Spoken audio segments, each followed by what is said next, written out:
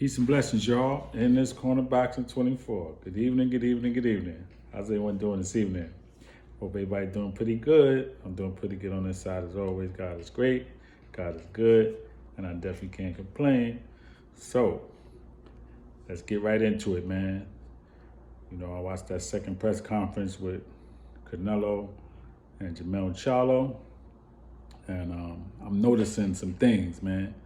Maybe I'm overthinking, I don't know, but I'm very logical, I think, and I'm analytical.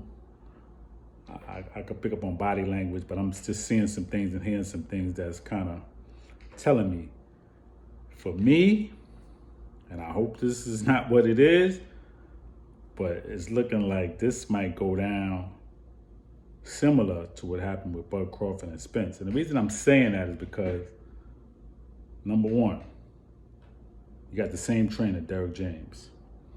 I notice he's a little humbler. He's a little more humble when it comes to talking about this fight with Canelo. See, he was on 100, he was on 1,000, he was on 1,000,000 when it came to talking about Bud Crawford and getting up there and what you talking about? This ain't gonna happen. We're gonna do. It's time to work, chop, chop, chop, and all that, right? Because remember, he said Bud was just an athletic fighter. He didn't really have no skills, and athleticism only takes you to a certain level. That's what he said about Bud. So remember, his philosophy was chop, chop, chop. That's what Bud was going to get from Errol Spence. Errol Spence was going to chop him down, break him down, and win, right? Of course, it was the reverse. So now when you see Charlo and Canelo, it's like he's more humble. He's not talking crazy. I mean, don't get it wrong. Don't get me wrong. There is respect between them. We can see that. They're not really trash talking each other. And I believe that's because Canelo ain't really bringing that. He's not really a trash talker. He usually responds to trash talking. He's not really that. He just gets in there and fight. So he's not really giving that energy anyway. Jamel can do that trash talking back and forth like he got that going on with Bud, but he need to focus on Canelo and leave Bud alone right now. You know what I'm saying? Focus on your fight because you got a hell of a task ahead of you. But the reason I'm saying it seems similar because Charlo is saying, I'm listening to what he said. I'm not making nothing up. See, one thing about me, I don't make stuff up. I go by what I hear. I watched the press conference. Ain't nobody telling me. I watched it for myself. That's how I could come on here and make a video based on what I heard and what I see. So what he said was, Canelo's going to be surprised by his power. So I'm saying to myself, damn, are you stronger than everybody that he fought? You think you're stronger than Dimitri Bivol, a 175-pounder who came in probably damn near 200 pounds? You think you're stronger than Triple G, who was knocking everybody out? I mean, come on now, you got 35 fights. 35 1-1, right? And you got 19 knockouts. So you got 37 fights with 19 knockouts.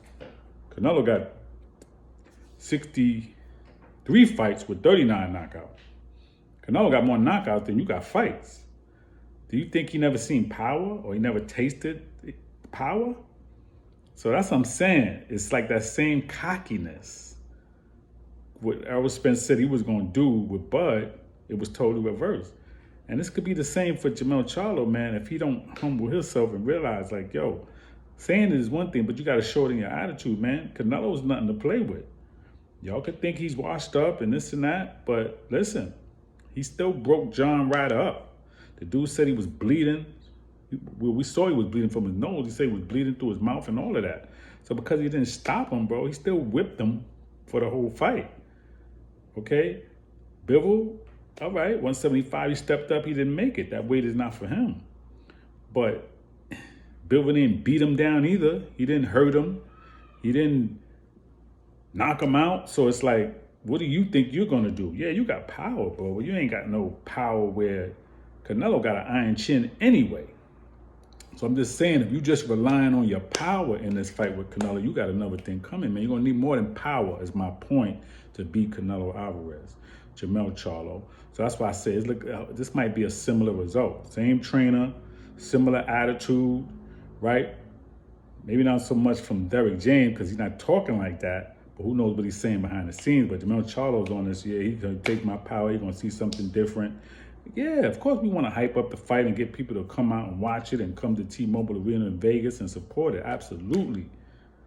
But be careful with your mindset and how you approach Canelo in this fight. No, you ain't coming to lay down. We know that. You're not supposed to.